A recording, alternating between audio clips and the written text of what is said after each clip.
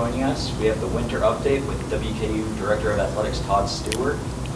We'll just jump right into questions. Samantha, do you want to start us off today?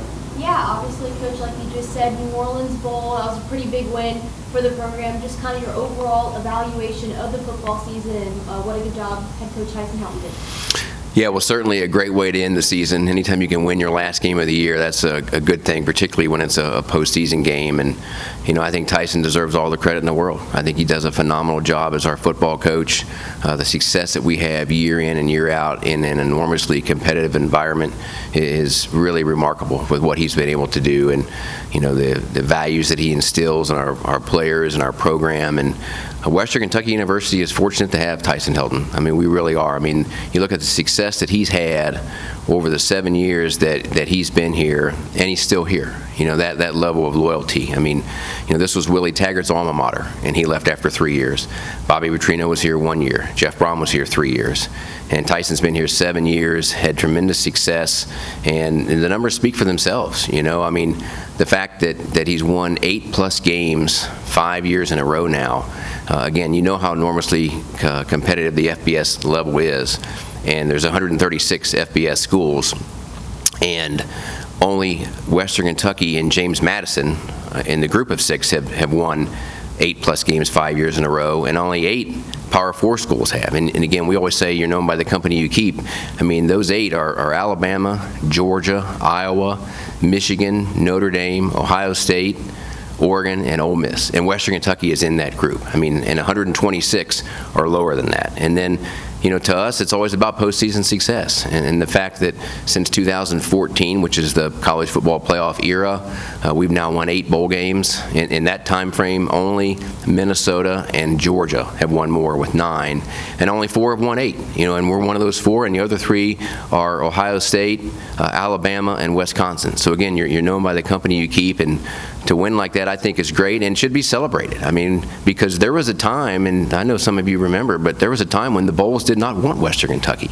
I mean, in 2011, we went 7-5, didn't get to a bowl game. Ross Bjork was the AD, and I remember the conversation well. We tried to buy our way into the Military Bowl that year in 2011. We offered to buy $500,000 worth of tickets, and they still weren't interested in Western Kentucky.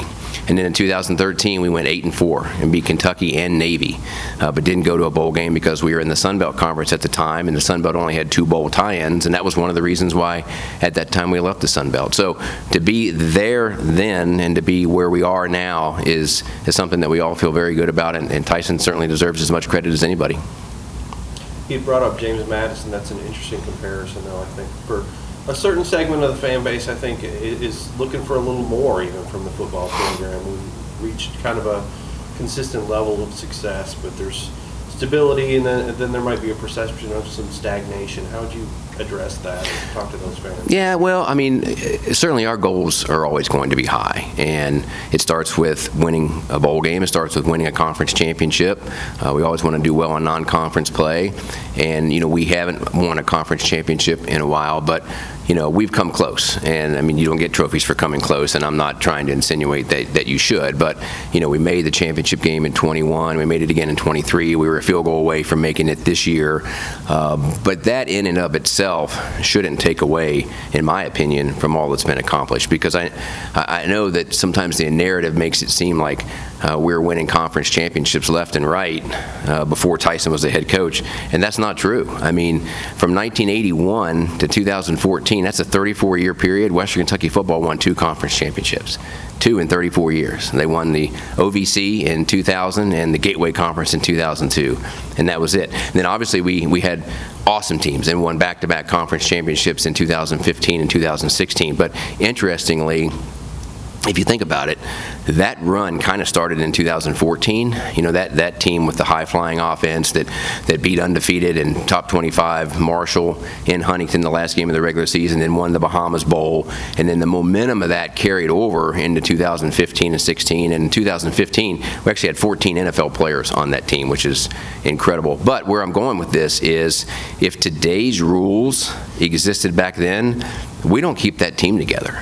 we don't have that run with today's rules in place, because as much as those guys loved it here, and they did, they would have had tremendous opportunities. And so the group that started that run in 2014, we wouldn't have had all those guys in 2015, and we certainly wouldn't have carried all of them over into 2016. So times are different. You can't really evaluate programs today the way you did 10, 15 years ago, because the rules aren't the same. That doesn't mean our goals have changed. They haven't. But I just think Tyson deserves tremendous credit for what we have achieved, because you look at his tenure here, particularly the last 3 to 5 years, with the enormous roster turnover every year, a lot of coaching staff turnover every year. He's kind of the one constant, and yet year in and year out he builds it, and we're still successful. And I think that doesn't happen unless you know what you're doing. And there'll be a day when he's not our coach. I mean, he won't be here forever, but I have a feeling when that day comes and there's a new coach here, the resume of whoever that person is, it won't stack up to what Tyson says. So I think we're fortunate to have him. I'm thrilled that he's here, and I think he does a great job. Kind of going off that, Todd, I mean, you just alluded to it where you're talking about Tyson kind of being the constant here. I mean, it seems like every year or every other year he has brand new coordinators underneath of him. Obviously, it goes farther than that, but especially with new players coming in and just being able to, navigate the transfer portal these days. I mean, it's definitely difficult, especially whenever you have these big programs that are obviously able to offer a lot more money than Western is. I mean, how would you just kind of just say the way the navigation really has been going whenever it comes to the transfer portal? Well, it's been going really as well as it could. I mean, certainly I think it's frustrating for everybody, not just here. I mean, nationwide, when you have the mass exodus of players, year in and year out, and but that's a system that we're in, and that was created because there really wasn't a lot of leadership for a period of time that was able to predict where this was headed, and so therefore no changes were made. And then you had judges and state legislatures making all the rules, and those varied from state to state. And so that's kind of created where we are right now. And to me, there's only two ways out of this. One is and both have been talked about, but one is for Congress to pass nationwide legislation with the same rules for all 50 states. I'm not real optimistic on that happening anytime soon. I mean, that would require a level of bipartisan cooperation that doesn't seem to exist very much in Washington, D.C., and that would have to happen for this to happen, so I don't know that that's imminent. And then the other way that it could be resolved would be, like the pro leagues have a collective bargaining agreement, where there is rules and guidelines that everybody agrees to. But I don't know that that's imminent either, because who would the representative be for each side? There's not an individual or even a body, so to speak, that speaks on behalf of all the teams and all the leagues. The conferences they work together on some things, but they're enormously competitive in other things. And who would represent the players? I mean, who would be the player spokesman? So I mean, all that stuff would have to get ironed out, and I don't think that happens in the short term. One thing I do hope happens at some point, and we've talked about this before, but I do wish they would consolidate the TV deals. I mean, every conference kind of undermines each other with their own TV deal. And it came out earlier this week. You may have seen it. It's interesting because the college football bowl ratings and the college football playoff TV ratings are much higher than what the NBA ratings are. But the NBA TV deal is enormously larger than the college football one. But that's because they have one TV deal for the whole league, much, just like the NFL, Major League Baseball. But college football doesn't have that. And if they could consolidate the TV deals, the SEC and Big Ten, they would still get the most. They'd still get more than what they have right now, but others would get more too, and it would make the game a lot healthier.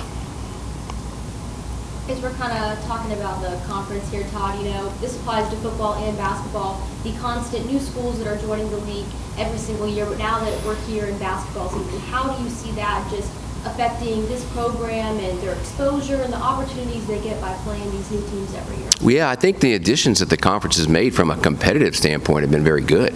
Certainly it's been a learning curve for a lot of fans just because there's new teams that are coming in and people probably aren't as familiar with them. But you look at the schools that we've added, and look at the bowl season. I mean, Jacksonville State obviously, is a really solid football program. Kennesaw State won our league, didn't win their bowl game, but won our league. Missouri State had a really good season. Sam Houston has had really good tradition, and those programs are good in basketball too. So the league has really withstood the enormous challenges that existed back in 2021 when we had, a total of 9 schools leave the league. But I think we probably landed about as well as we could have. I want to check in with you on the House versus NCAA settlement from June and revenue sharing. Wondering where you guys kind of feel like you stack up within Conference USA as far as what you're able to do for your players and even beyond that G5, whereas Western.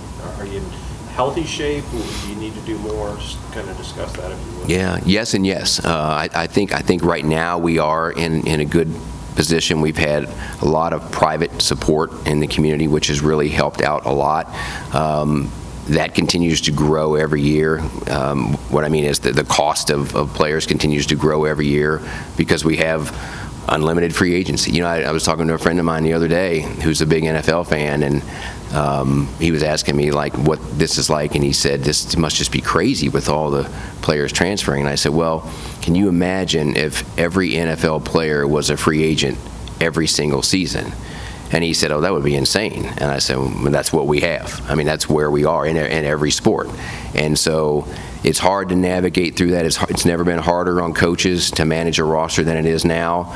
Certainly it comes down to finances. I think, Jeff, to again answer your question, we're in a good spot right now.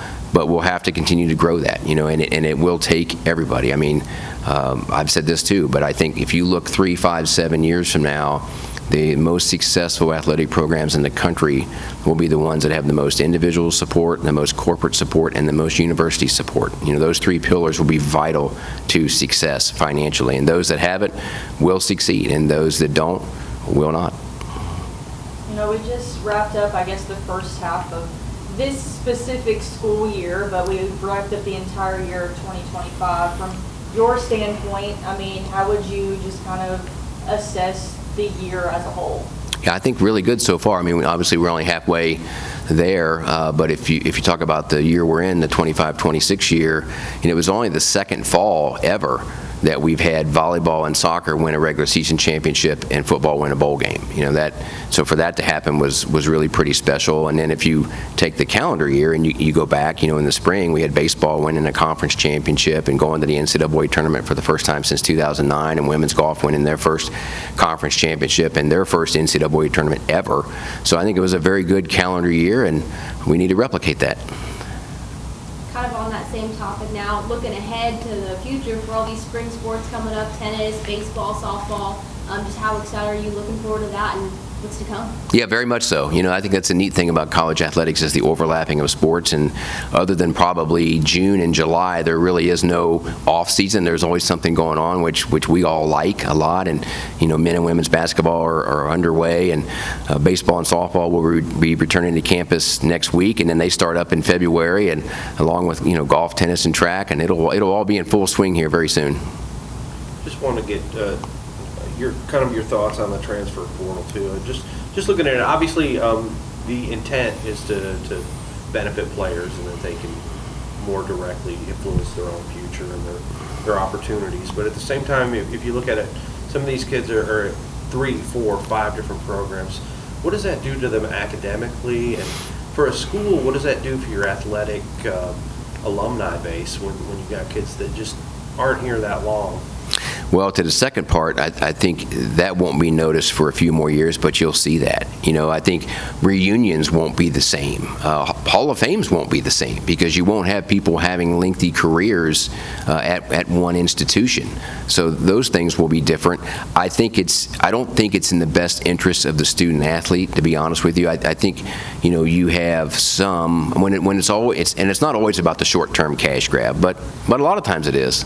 And yeah, that's great in the moment, but I'm afraid like there's going to be studies that will be done, probably start coming out a couple years from now, because that's when you'll have a little bit larger sample size, and you're going to have a lot of individuals, probably 25 years old, that they got money, but they've spent it, they didn't get a degree, and they don't really have the meaningful relationships anywhere that you would have if you were somewhere 3 or 4 years, because they kept moving around. And so you don't have people helping you get jobs and things like that. I think that's going to be a larger number than it should be, unfortunately. That's just the reality of where we are, but it's just too much chaos. I do think athletes should be allowed to transfer under some guidelines. To me, one thing that seems fair is you get one. You get one transfer. You can use it whenever you want, but without sitting out. But when you use it, you use it. And right now you have everybody agrees with the rules until they meet upon a rule that doesn't benefit them, and then they sue. Or they appeal, or they file a waiver or something like that, and that stuff never stops. And if everybody'd agree that you have 1 year that you can transfer without sitting out, but there's no more waivers or appeals or anything else, that would clean things up a lot. And then on top of that, you could even add, like, any time that your head coach leaves for any reason, if the coach is fired, or if the coach leaves to take another job, then you get to transfer also, because then you're playing for a head coach that would be different than what you came for. And it just seems like if you had those two criteria, you get one plus the bonus of when your head coach leaves. That one doesn't count towards the one. That seems very fair. That would give athletes still a lot of freedom, but it wouldn't have the chaos, the unlimited chaos that we have right now. Just following up on that too, the academic part of it. How difficult is it for your department to make these various degree programs match when you got somebody coming from year to years? Yeah. How much of a difficulty is that to keep these kids in? It's a challenge because, invariably when most people transfer, they lose credits. I mean, not everything comes along with them. So you have the transcript at the previous school was not the transcript at the new school. It's less than that. And so it's a challenge. I mean, I think that our coaches honestly care about our athletes graduating, and they stay on top of that, and our academic support staff very much cares about that. And so far, we've been able to navigate that probably better than most, but it's still a challenge. I mean, it really truly is, because you don't have consistency from academic program to academic program, from university to university, obviously. Todd, I know that football got to use the indoor facility a little bit before their bowl game to kind of prepare for that. Do you have any updates on, I guess, like the full completion of the entire field? We're almost there, yes. I mean, and that was great. The fact that football could get in there, the timing was perfect. As the weather turned really cold here, the indoor field house, the Tim and Sarah Ford field house, opened for football, and so they were able to actually get in there for 2 weeks, and it didn't affect the game at all, because the game was in a Superdome. Sometimes if you're playing outside in bad weather, you don't necessarily want to practice inside, but we were in a dome, so it really replicated the situation in New Orleans, and that was great. And next week, baseball should be moving in. It should be move-in week for baseball, and so when the baseball players get back to campus, they should be in there, and they should be locked and loaded. And we're really excited about that, because it's an arms race right now with NIL and everything that goes into that, but I still think facility projects matter. Players come and go, coaches come and go, administrators come and go, but buildings remain. And the investments that we've made in our facilities will have a generational impact. Obviously impacting the athletes that are here now, but I think also helping every single sport program that we have recruit to a higher level. And the Tim and Sarah Ford Fieldhouse is a big piece of that. I don't want to say the final piece, because there's always needs, but that's a big time addition that we're really excited about. I was going to ask you, what's next on your wish list if you could get something else completed here? Yeah, well, fortunately, it's been a pretty good run the last 5 to 7 years. What we will be doing after this season's over, we'll be putting a new track down. The track that we have is actually a circa 2008 track, so that needs to be replaced. But we'll be in honestly as good of a position as we've ever been in from a facility standpoint, because since 2014 we've put $75 million into either new facilities or renovating facilities. But the bulk of that's really been in the last 5 to 7 years. And it kind of started when we did the new high definition video boards here in Ditto Arena, at the football stadium, and at baseball and softball. We had the men and women's golf facility that we opened up early in 2020. You all, I'm sure, have noticed we've completely rebranded all the hallways in Ditto Arena and in our team areas. Volleyball got a Terraflex court, that was a great addition for their program. Tennis got their own locker room here. Then we had the the soccer softball facility, that we put in. Baseball got a new infield and entirely new seating. Football got a new locker room. The press box was a big addition. The field house is almost open, and then, like I said, the track this summer. So really, in the last 5 to 7 years, I mean, every single sport program has been touched in a good way from a facility standpoint. So just a couple cans of paint and you're... Yeah, we're almost there. A hammer and a few nails and a couple cans of paint, and we'll be there. Earlier this week, on the coach's radio show, Hank was kind of talking about social media and the influence it can have on players. What are your thoughts on the influence it can have? Yeah, I mean, that's a big thing now. I think big picture-wise, I think there's a lot of positives to social media from the standpoint. It's a great vehicle to promote. It's a great way to gather information. If used in the right way, there are a lot of positives. I also think it can be a playpen for the uninformed. People get on there that don't really know and can say anything because, unlike you all, they don't have editors. I mean, they can do whatever they want. It doesn't have to pass any kind of a fact check. And so a lot of misinformation gets out there. And everything matters. I remember Jerry Jones, the owner of the Cowboys, always was never upset with negative criticism because he said negativity means people care. He's like, when they stop commenting at all and they don't care, that's when you have a problem. So I think people's passion is a good thing, but it's not always based in reality on Twitter and social media, because there's a lot of things that are on social media, but then I'll have interactions with people either in person or get correspondences from people that's completely different, from what's on social media. And so you have to be careful of making judgments based only on what's on social media. I think our country, the COVID year back in 2020, I'm not speaking athletics, I'm just talking everything. I think in hindsight, people acknowledge a lot of mistakes were made because of overreactions to what was on social media. So you just have to be careful. You have to weigh everything. You have to look at everything, and that's what we try to do here. It's a part of what we do, but it's not the only thing that we look at.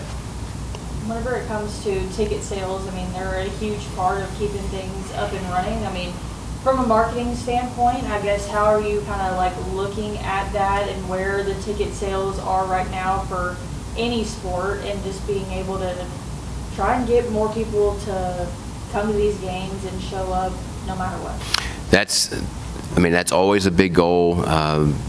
Fans bring energy, students bring energy, and obviously here in Diddle Arena, when we've got a great crowd, our players feed off it. I mean, Hank talked about a week ago, I think both the Sam Houston game and the Louisiana Tech game, the crowd made a difference, and so we will continue to do everything we can. We do promote aggressively. I mean, we use the social media platforms. We do digital advertising. We have a lot of specials that we run. I know some people, I'll see occasionally, will just give tickets away or give everybody a free drink and a free hot dog. Well, we talked earlier in this availability about NIL and rev share and all that, and we need to grow revenue, and so if you're giving things away, that's not growing revenue. And if you don't have revenue, you don't have players. And if you don't have players, you don't have a product that anybody wants to see. So it's finding a happy medium. We've got to make this a very fan-friendly environment and draw people here, but obviously we have to put a good product on the court too. I'm excited that students will be back in a couple weeks. The student turnout, it's weird. It's always been this way. Sometimes it's easier to identify the problem than solve it.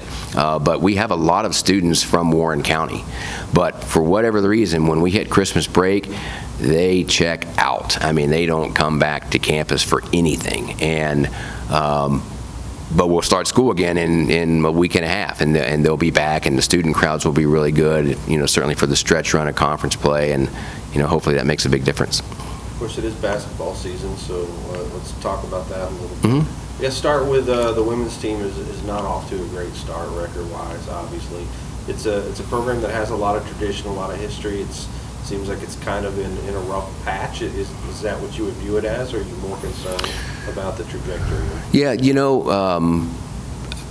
we want to be good at everything. I mean, every sport matters. Every game matters. If they keep score, we want to win. We would never look at it any differently. And feel like we've done that. Since 2012, we've won 59 conference championships, and 13 different sport programs have been a part of that, including women's basketball. Sometimes you have off seasons in various sport programs, and certainly women's basketball this year, and Greg and his staff and our players will be the first to acknowledge that we aren't where we want to be or where we need to be. There have been some reasons for that. I think the youth of the team, injuries, it's not an excuse, but it is an explanation. I think that has contributed to it. We still have 16 conference games left. I mean, more than half the season's left, and so I don't think you can do a real thorough evaluation right now. My hope is that as we get into conference play and get more continuity with this group, we win some more games. I mean, this was a program that won 23 games last year and came very, very close to winning our conference tournament. Lost a close game in the semifinals, and then in 2023, I think it was, we started 1-5 and 5-8. But then got on a roll and made it all the way to the championship game of the tournament. So there's a lot of games left. I hope that the next 16 go better than it has so far. But one thing that I think like longer term that will help is we didn't have really any NIL resources in women's basketball this past offseason. We will have substantially more next year.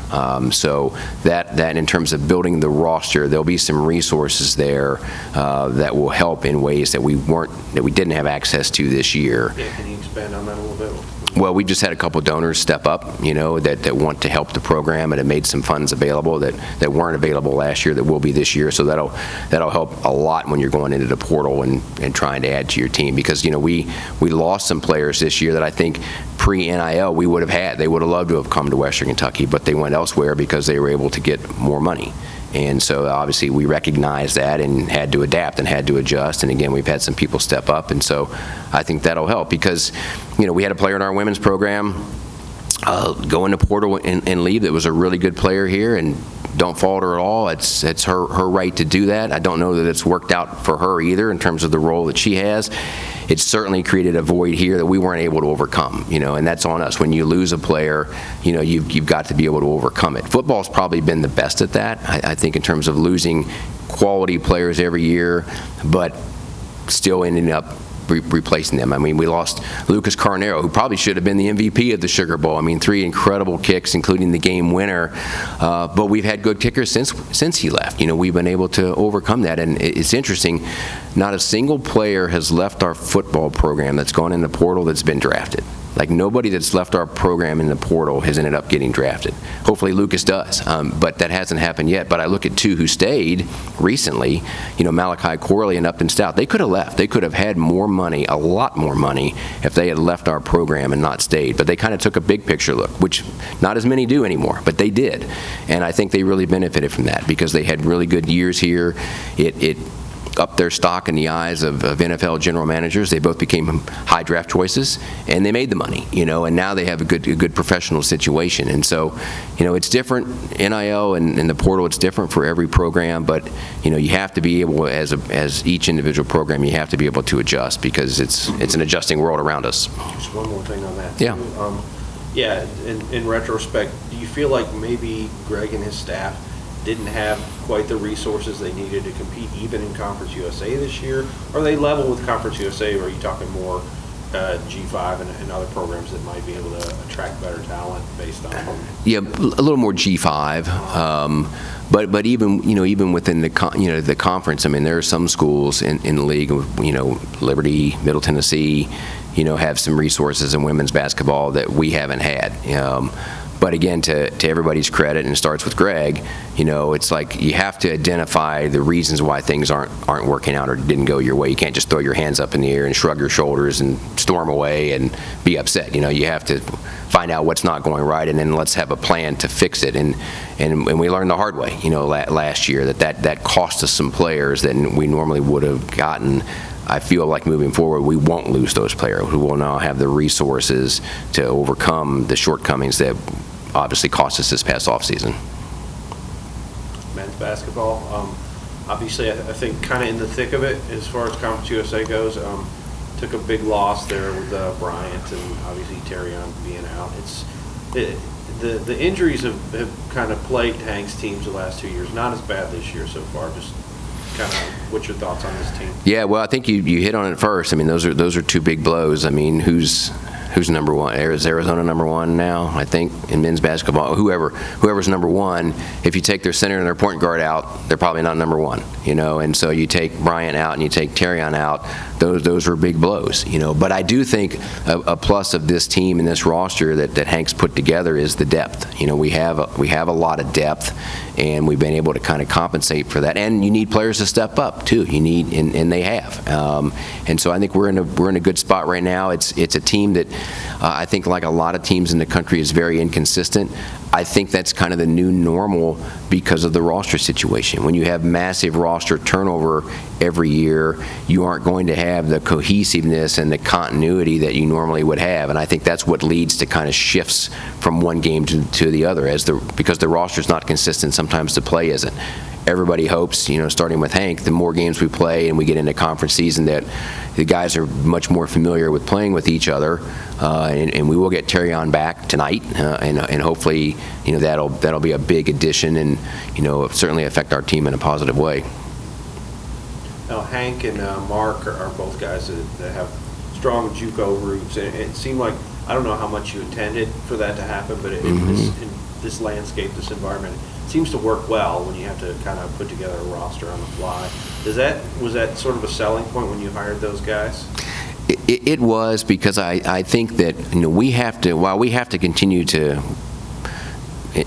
participate in the revenue share and NIL and grow our resources. I mean, we'll always have to do that, but we're not going to win a spending war against power programs. And so we have to have coaches and assistant coaches that can identify players that are good players, but maybe a little bit under the radar, and another one that's just a natural at that, it seems like. Right, and with football, Tyson's done a really good job of pulling from every bucket. We have players that went to Power 4 schools for all the bells and whistles, and it didn't necessarily work out, and they're back in the portal just looking for a place to play, and we've capitalized on those kinds of players. Obviously, we have high school players, we've had junior college players, we've had FCS players that have played up. You just have to turn over every single rock that you can, and I think with Hank and Mark, that's the world that they lived in. The junior college coach, you are turning over your roster every single year, and I think, again, coaches and head coaches and assistant coaches that can do that have the contacts, that know the people, that will enable you to find some players that might not necessarily be on other people's radar screen, will be a real key for all of our programs moving forward. How much of a concern is it to you for the class of 2026, these high school seniors that are coming out, when you're seeing more and more college athletes staying longer and longer and taking up roster spots? You got guys that are 25 or they've been in college for 7, maybe longer years. It just seems like it's really limiting the opportunities of the future of college athletics. It is, and it's unfortunate, and that really was never the intent. The intent, again, in some areas we just get sue happy. Somebody, their eligibility's up and they know it's up, but they just file a lawsuit to get another year, and sometimes it works. And it has created a problem, but what we've tried to do is to target high school players that maybe 3-5 years ago would have gone to an SEC school or would have gone to an ACC school, but now, because those leagues are so heavily invested in the portal, they don't recruit as many high school players, which can make a high school player available for us that wouldn't have been a few years ago. And so, we've actually tried to capitalize on it. We still signed, well over 20 high school players in the most recent recruiting class. So that's always going to be a big avenue for us, although it's not as big for others as it had been. Anything else for Todd? Thank you, Todd. All right. Thank you all.